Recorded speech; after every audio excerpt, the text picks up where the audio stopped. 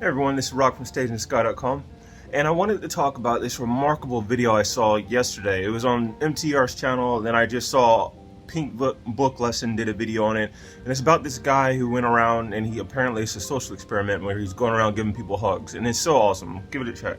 I can't get a hug. It's a hug. I'm going around giving out hugs. That's it. No, it's a harmless I'm hug. trying to shop in peace, and you like.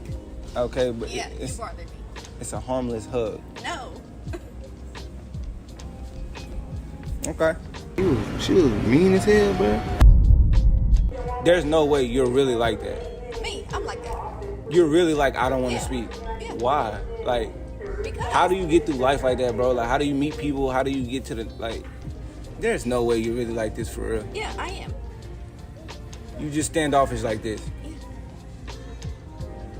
Okay, well, I'm not going anywhere until you at least. Okay, well, maybe I'll just call the police.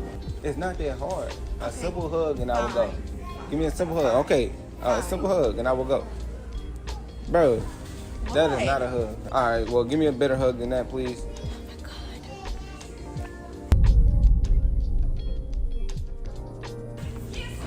Sorry. What? Can I have a better hug? You want a better hug? Yeah. A better hug? Yeah. And this is where things got really emotional. The woman started crying. You see, she guarded herself the whole time, but this woman really needed a hug and some support. As the video went on, she disclosed that her dad had just passed away. She's by herself with no one to talk to.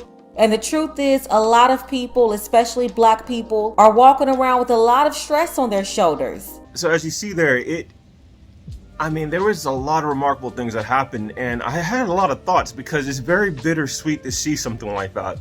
I think the bitter part is that a lot of us guys, I said in my last video about redemption, a lot of us men, where you're black, white, whatever, you're raised with this white knight mentality. Like, we would love to be the heroes. Like, men, that's why when you see superhero movies, it's mostly men. It's not because, oh, we're sexist or whatever, but men want to be the heroes. We want to save our damsel in distress. Not saying we want women to be in distress so we can go in and save them, but if you do have a problem, if there is something we can help you with, we love the opportunity to swoop in and save the day. So when we have relationships, I remember one of my first girlfriends from after I lost a lot of weight. Her car broke down and she didn't tell me till like 2 days later when she was stranded on the road. I'm like, why didn't you tell me? I would love to go and pick you up. She's like, oh, I didn't want to worry you. I'm like, I'm your boyfriend, But in today's age, this is going to be the saddest thing to say because everyone saw that video. A lot of the comments, you would think it would be nothing but overwhelming support and comments like, oh, kudos to him, man. Congratulations. Basically, for those who don't know, the woman, she was so guarded and tough and exterior because she claimed her father just died. So she's going through a lot of a very tough time, and my heart goes out to her. So there are comments in the comment section from both videos where a lot of men were pointing it out. As soon as the woman said no, we're gone. And that's a sad thing. It really is. Once upon a time, when I was growing up, I grew up in the 90s. I'm a 90s kid. There was a mentality of playing hard to get, and you got to be persistent and all of that. Like you have to chase and all of that. That doesn't fly anymore, sad to say, in 2022. I would say it didn't fly since, 2015, right before the Me Too era. In 2014, I think it was, there was a catcalling video where a woman walked through New York City and she was catcalled. Like they just filmed over 80 hours or 24 hours or something like that. And it just showed every catcall she had. And those men, a lot of men went overboard, but most men did not break the law, is what I really want to get at. They're just saying, hey, darling, how you doing? And that's a lot of us. A lot of us guys, we were raised. That's how you approach women. And after that catcalling video, I remember it struck me so hard because, like, this is why I hate about social media and the culture from New York and Los Angeles, because it's like those cultures, those cities, New York, Los Angeles, Atlanta, Chicago, Miami. It's like they wash over the entire country as if the entire country should have that same culture as those big cities, and it's not like that. I grew up in Augusta, Georgia. Like, that's our culture, like you go to the mall, you see someone, hey, there you go, that's what your boys say, there you go. And it's like a rite of passage, your manhood, to go up, the muster your courage, go up and talk to someone. And it still happens. I think it does. A lot of people who don't know, the catcalling videos or watch the news, they're very uninitiated. I would argue that the guy who hug this woman, I don't know if he's seen what happened or what it does to your career to have a sexual harassment allegation, but us going up and just hugging random strangers, that would not happen to a lot of us men who have a lot to lose. And a lot of us men, we built ourselves up, in our 20s. We worked hard so that we can have a solid financial foundation so we can start our own family. That's a lot of years of manpower and just sacrifice, and it's like, is it worth the risk of a sexual harassment allegation to go up to a random stranger, ask for her number, the cold approach? I don't think it is. And if it is, it's usually because the woman's a 10 out of 10, right? You can spot her, she's the most beautiful woman you ever seen, and she's giving you some indicator of interest to come over and talk to her. She's smiling at you, she's waving at you, then you can come over, right? But if she gives you no signals, a lot of ladies, they don't, or they do, and it's so subtle that they expect you to hone in on these details. It's like, man, we're not like that. We can't read your mind. This is getting off topic. The point is, men, we want to be the white knights. We want to be the heroes. I would love if I saw a woman like that, and I have seen plenty of people like that where it looks like they're going through a hard time, and it's like, I would love to go through and just go down there and just like, hey, how's it going? You doing all right? But then you heard what she saw. Well, you saw what she did, right? No. And she gave him so much attitude at first. And a lot of ladies I've seen in the comment section, they expect men to just put up with it. They expect men to just tolerate and put up with it. And it's like, for what? Because we care? Yeah, we care. But we also care about our peace and sanity. We don't know you. Like there is a notion of self-sacrifice, and it's like, Rock, even if, it's like, but still, you don't know what's going on, Like, how are we supposed to know that she wants us, or we should stick around and just be persistent like this guy? Because that could have gone badly. She could have called the cops, she could have called store security. You don't know. And we've seen so many videos where that does happen. The lifeguard, where the guy saves the girl who apparently was drowning, or she was at the pool or something like that, and she accused him of sexual harassment. It happens all the time. And maybe that's social media that's jaded us, right? Maybe that's social media and the news that's jaded us, where this happens all the time, but you don't see these miraculous events where the hero swoops in, the woman's very appreciative, she breaks down, and not saying we want you to break down, but just be appreciative, like show us that you care, that you like us being white knights, because the message that's dominating our current society is that women don't need men. Whether you're black or white, you don't need men. And I don't think men, there are a lot of the alpha male red pill types who say, well, if I'm a high value man, then it's my option to cheat. And I'm like, nope, I'm not on board with that. I think most men, we want someone who's beautiful and hot, as you see on Instagram, but we're not going to go for an Instagram model who has like thousands of suitors. No, we're going to go for someone who's beautiful, and she's interested in only me. We're not hardwired to be players. I know Eddie Murphy would have everyone believe, it's in our nature to have sex and conquer as much women as possible. And there are a lot of, I would say, not weak-minded, impressionable young men who feel like, that's what we're supposed to do. That's the rite of manhood. That's the rite of passage. But a lot of us guys don't believe that. In my video about redemption, I explained that a lot of us men, we're raised with principles. I'm a Christian. My Christianity is my principles. The Bible are my principles, And a lot of us have that mentality where it's like, no, we're not going to cheat on you. We're going to get married just once. It's our job to provide and protect for our family. When I saw this video, it really did touch me, because I'm like, man, this is awesome. But also, this is what a lot of us guys warned what would happen in a world where you demonize that toxic masculinity that you call toxic masculinity. This guy being persistent, depending on who that person was, it could have gone either way. So Rock, where do you go from here then? Let's get back to it, man. Let's get back to a world where if I go up and talk to you, you don't look at me like, because a lot of people say, well, what's the worst that can happen, Rock? If she didn't even work at your job, she's not going to get you fired.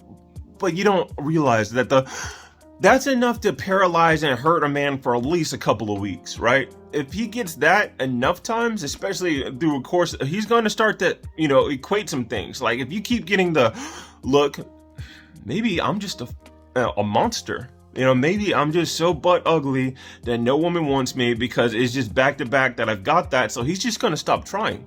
And very often, all right, I'm speaking about myself there, Rob. Like, there's a reason why I'm saying it with such confidence, because I've had ladies say, Rock, you're a good looking guy.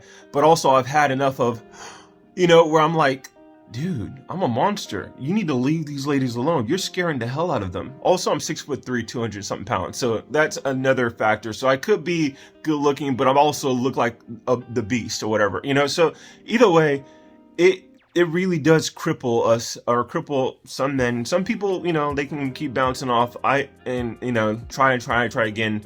I don't have that. I'm very much I'm not narcissistic. I don't have the level of confidence. And that's another thing. People say, oh, women appreciate women. Women appreciate men who have confidence. Just like, where do you think that confidence comes from? Like, that's, women get social media validation all the time. When we post comments, as I said in my video about how men, we do like validation. We do like likes and, oh, you look handsome or you look good. But it's like, if we don't get that, where do you think the confidence comes from? The confidence comes from the support, the encouragement, the compliments that we get.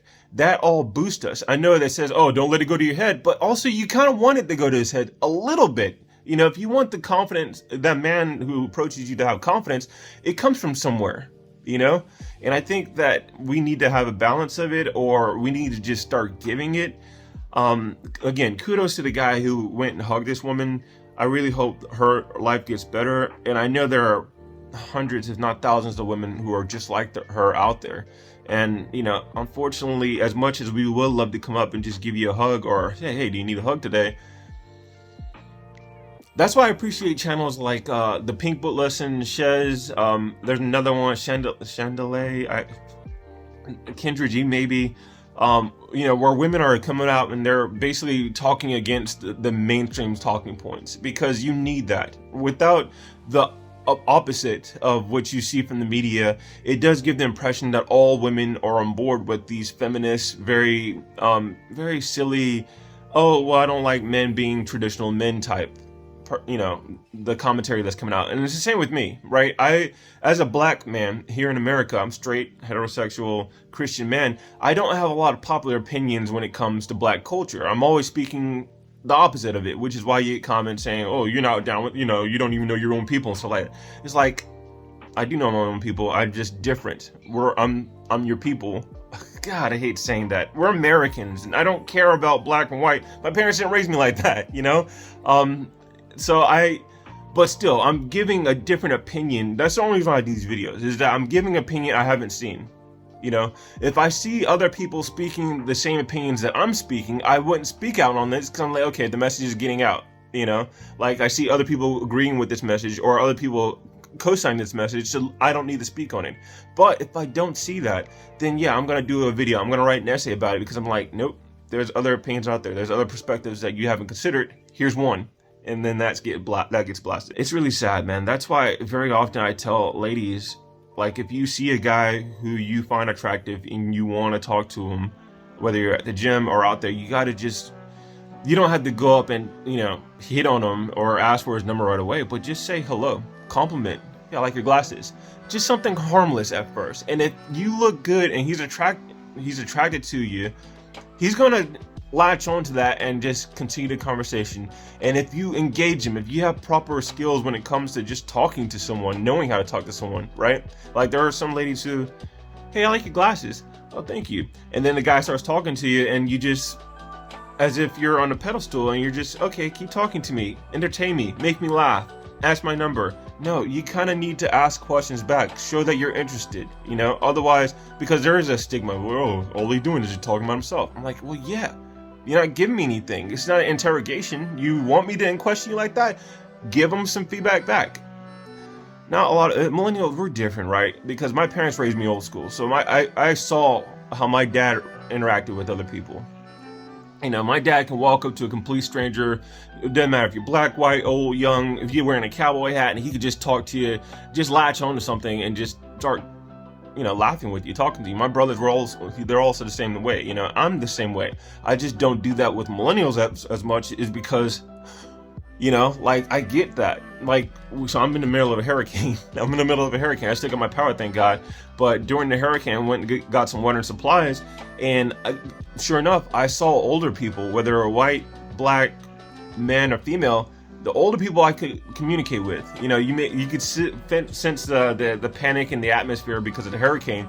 And we just laugh about it. You know, like, hey, you all hunkered up?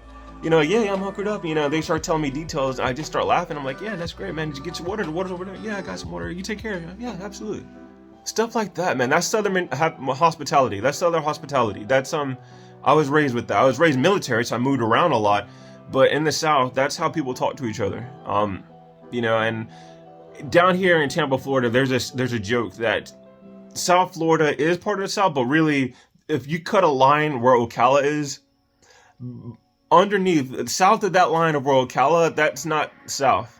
That's just South Florida. South Florida there's a joke from a comedian that says, South Florida, if you're in South Florida, you don't go up and just talk to random people. You just give me my water and get out of my face. That's the mentality for a lot of peers. And that's sad, you know, and I don't know, I wish we can go back to a time where men and women could interact like that. We can hug each other and not be accused of sexual harassment. You know, we could, hey, how you doing? And get the no. And it's like, okay, well, I see that, but are you really okay? Nah, you know, it's like, we can't do that anymore. And again, I called it way back in 2014 when I saw that catcalling video. I'm like, dude, this is going to hurt relationships between men and women. And then the Me Too movement happened. And I'm like, nope, this is going to hurt relationships between men and women. And then I remember having a conversation with a female friend after all that went down. And I asked her, I'm like, okay, how about this? Since it's the men who are catcalling and women don't like that, why don't we put the onus on women that women are, you know, expected to approach and talk to men? And she's like, oh no, I don't want that. I'm like, then our generation's fucked. Because if men are demonized for coming to women, and we have to pretty much play Russian roulette by just talking to a woman, and women don't want to approach men, we're not going to get together. The only ones who are going to get together are the ones who don't know what's going on in the news. They haven't been hurt, so they're fresh off the boat and like, oh, it's no big deal. Sexual harassment allegation, I can take that. If I didn't do it, I got no worry about, which is silly. You know, until you've actually faced that a couple of times. For those who don't know, okay, I'll break it down and I'll leave. A sexual harassment allegation, or being accused of sexual harassment allegation, it's like being accused of racism. Oh, what? It's two different. Just listen to me. Listen me out. If you are a white person and you were born and raised loving black culture your whole life, you loved all the black athletes, all of the black celebrities, you like the black music, the way they dress, and you love that. You're enamored by black culture. You're enamored by the civil rights era and how far we've come. And so you have such admiration for black people your whole life, right? You have black friends. Then you go to college, right? And you meet other black people.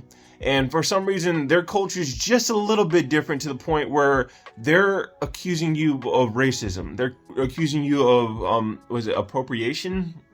You know, and, you know, they're taking what you say the wrong way, right? The first time they accuse you of racism, it stings a little bit. I'm like, oh my God. Well, I'm not racist. So I'm really sorry about that, right? So then you back up a little bit and you're like, okay, wow, I need to check myself because, you know, they accuse me of racism. That's how it feels at first. The second time, again, it hurts and stings a little bit, but then you start to wonder, he's like, am I really racist? Because I love black people all my life. Why are they accusing me of racism? It hurts. The third time, it's enough. You know, like the third and fourth time, you start to be like, why am I even hanging out with black people? Every time I hang out with black people, if I try to be friends with them, you know, like they're accusing me of racism. They're accusing me of someone I'm not because I hate racist people, you know, but they're accusing me of being that when I've actually loved black people. Is that white person going to hang out with black people anymore? Even if he loves black people, even in the depths of his heart, he still loves and is enamored by black people. The fact is, every time he gets around them, they're accusing him. Well, maybe he needs to change it, but it's who he is. You know, like, do you want him to be a shell of a man? Like, this is who he is. And everywhere when he was raised and the culture he came from, they accepted him. But he goes to this culture and they don't accept him. So if he wants to live in that community, if he wants to live in that vicinity, he's probably not going to hang out with black people anymore. He's going to stick to his own kind where he can be himself and not be accused of anything. And I think that's what's happening with a lot of men. A lot of men have been accused. I know for me, I said in the comment section, I have expressive face. So I think that is really what hurts me. Because if I see you and I'm attracted to you, you're probably going to see all over my place like, hello. Sorry, I don't have any game. I'm just a straight shooter, and that weirds a lot of my peers out, So we're probably going to stick to our own kind. And you see us at club. There's a video of a black woman who talked about how I see TikToks on here all the time that talk about pretty girls and how they're never approached. And it's true. Like, I was just out at a bar. Black men were there. None of them talked to my friends and I. All pretty girls, black girls, none. This is why. Because we see what's going on in the news. We've been hurt. Who hurt you? You heard that. Other women. We've experienced it. I've experienced sexual harassment allegations like 3 times in my mid-20s, over 10 years ago, and I still, I'm afraid of the cold approach. Every girlfriend I had, they approached me first. They didn't throw themselves at me. They didn't take off their panties and, give it. No, they just approached me first. They made it known just through conversations that they're interested in me. And I took it from there. I asked every girlfriend I had, I asked them out within 2 days of first meeting them. That's just who I am. They approached me. We started talking. Our first conversations lasted for hours. I got a good feel for them. And I said, hey, how'd you feel? How'd you like being my girlfriend? And they say yes. I knew they would say yes because that's the conversation. That's what they gave off. They wanted me. I could tell. So when I rolled the dice, I knew it was a sure bet.